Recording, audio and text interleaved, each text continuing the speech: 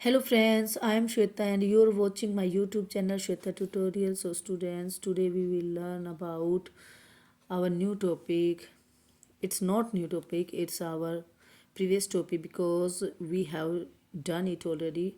But today I have brought for you again because it's last and second part is incompleted, so that's why we have to do it again. So let's we start our revision because next we have to go in our next new part. So let's we start person in grammar जो कि हम पहले कर चुके हैं, लेकिन इसमें थोड़ा सा रिवीजन देना पड़ेगा क्योंकि हमने वो वीडियो पहले बनाया था और उसमें मैंने ये सब कुछ बता चुकी हूँ आपको कि एक पर्सन का रोल क्या होता है एक सेंटेंस के अंदर। यस, सेंटेंस में एक इम्पोर्टेंट रोल प्ले करता है ये पर्सन क्योंकि ये एक सेंटेंस का किंग होता है और उसको करने वाला होता है। अगर सेंटेंस के अंदर एक्शंस और एक वर्ब को साथ में लेकर चलता है वो सब्जेक्ट होता है। तो सब्जेक्ट सबसे पहले रखा जाता है, फिर वर्ब रखी जाती है, फिर ऑब्जेक्ट होता है एक सेंटेंस के पार्ट में। ठीक है, उस पार्ट्स में सब्जेक्ट का रोल इम्पोर्टेंट क्योंकि वो एक काम को करने वाला होता है और सारा कुछ उसमें ये दिखाया जाता है कि कोई भी चीज़ है या वो प्लूरल है, वो चाहे सिंगुलर फॉर्म है, लेकिन वो first person, second person, third person कोई भी हो सकता है और वो उस सेंटेंस का एक किंग होता है। और उसमें आप I, you, he, she, it, any other name और इसके प्लूरल के जो फॉर्म होती हैं, आई का वी होता है, यू का यू ही रहता है, दे का ही, शी, इट जो होते हैं उनका दे बन जाता है प्लूरल फॉर्म। ये कोई भी एक सेंटेंस में सब्जेक्ट का रोल प्ले कर सकते हैं। ठीक है, अब हम आते हैं इसके पर्सनल प्रोनाउंस में। पर्सनल प्रोनाउंस में हमने बताए थे कि ये कुछ केसेस होते हैं जैसे कि नॉमिनेटिव केस होता है, नॉमिनेटिव केस और एक पोजेसिव केस, एक ऑब्जेक्टिव केस। नॉमिनेटिव केस क्या होता है? जब भी हम किसी को हम नॉमिनी के उसमें रखते हैं इसको, नॉमिनेटिव केस को, यानी कि किसी भी काम को मेनली लीड उसमें जो लीड फॉर्म में करता है उसको हम नॉमिनेटिव केस में रखते हैं। जैसे कि उसमें हम सिंगुलर भी रख सकते हैं और प्लूरल भी रख सकते हैं। ठीक है, वो उसमें वहाँ पे दोनों आ सकते हैं। आय का जो जो फर्स्ट पर्सन होता है उसमें आय का जो सिंगुलर प्लूरल क्या होगा उसका, आय का वी होगा, प्लूरल क्या होता है वी। तो ये नॉमिनेटिव केस है, ये एक सब्जेक्ट सेंटेंस के अंदर एक सब्जेक्ट के फॉर्म में यूज़ होता है।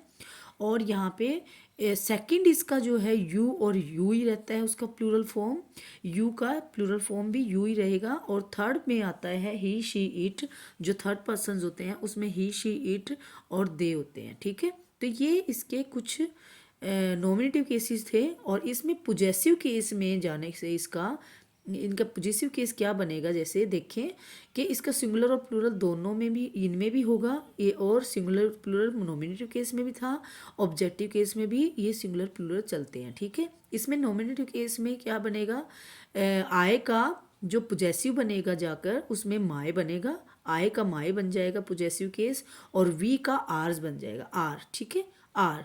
ओके, और ऑब्जेक्टिव उसका बनेगा, आय का मी बनेगा, आय का मी बनेगा, और इसका प्लूरल जो वी का प्लूरल होता है आस बनेगा क्योंकि वी एक प्लूरल फॉर्म है, और उसका ऑब्जेक्टिव बनेगा आस। ओके, जैसे कि हम एग्जाम्पल में पहले लिया भी है, इसमें एग्जाम्पल्स कुछ छोटे थोड़े बहुत हम एग्जाम्पल्स ले सकते हैं। We do we do our work.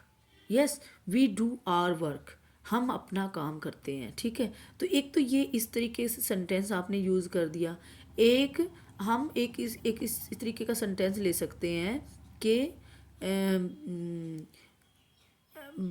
They हैव्ड, they are हैव्ड by us. ठीक है, दे आर हैव्ड बाय अस, हमने उनकी मदद की। तो ये एक ऑब्जेक्ट जो था वो पीछे किसका यूज़ हुआ, वी का जो ऑब्जेक्टिव बना अस बना, और उनकी हमने हेल्प की। ठीक है, तो यहाँ पे एक बात नोट करें कि जो by us it means preposition के बाद में ऑब्जेक्टिव को यूज़ किया जाता है। एक सबसे इम्पोर्टेंट बात ये भी है यहाँ पे, ठीक है। उसके बाद में आता है सेकंड फॉर्म। सेकंड इसके पर्सन का क्या बनता है, सेकंड यू एंड उसका प्लूरल यू ही रहेगा और उसका पोजेसिव केस बनेगा योर एंड उसका प्लूरल भी योर ही रहेगा और उसका ऑब्जेक्टिव केस बनेगा यू और उसका ऑब्जेक्टिव का प्लूरल भी यही रहेगा यू, ठीक है। थर्ड पर्सन में आता है ही शी इट और उसका प्लूरल बनता है दे और उसका पोजेसिव केस में अगर देखेंगे तो हिज हर और इट्स बन जाएगा। ही का हिज, शी का हर और इट का इट्स बन जाता है।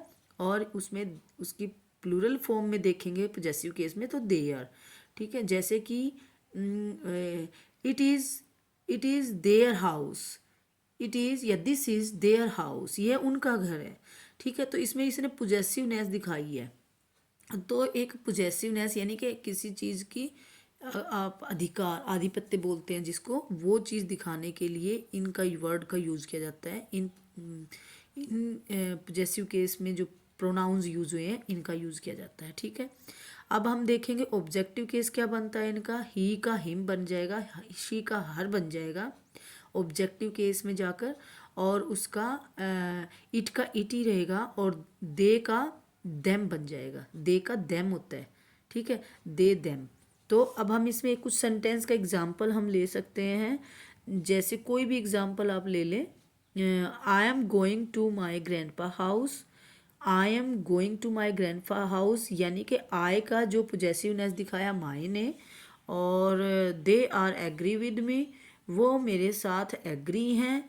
तो यहाँ पे आपने ऑब्जेक्ट यूज़ किया है मी और वो ऑब्जेक्ट यूज़ हुआ after the preposition. We are doing our work, इसमें भी हम we are doing our work, इसमें भी हम एक पोजेसिव दिखा रहे हैं, पोजेसिवनेस दिखा रहे हैं क्योंकि हम अपना काम कर रहे हैं। हम किसका काम कर रहे हैं, अपना। तो आर ने जो क्या यूज़ किया, अपना पोजेसिवनेस दिखाया वी को, ठीक है।